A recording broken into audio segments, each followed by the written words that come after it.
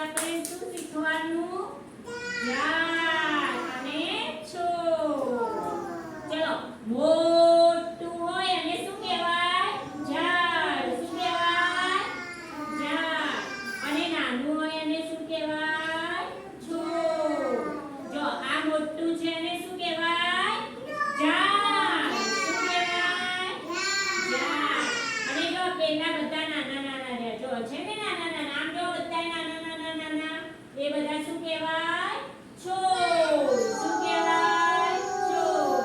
અને આ બધા મોટા મોટા જો છે મોટા મોટા.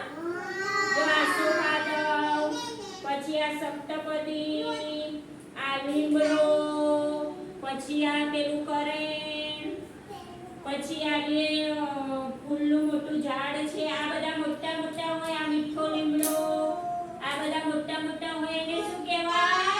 ઝાડ. અને પેલા બધા નાના નાના રહ્યા. જો તુલસીનો છોડ, ટગરીનો છોડ, બારમાસીનો છોડ, પછી કુંવર પાટું માથામાં નાખીએ એનો છોડ. એ બધા નાના નાના હોય એને શું કહેવાય? છોડ. અરે છોડ. અને મોટા મોટા હોય એને ઝાડ. આ લીમડો.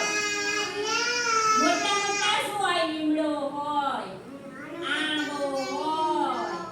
બધું મોટા મોટા ઝાડના નામ બોલો. આસોપાલવ હોય, પીપળો હોય. એ બધા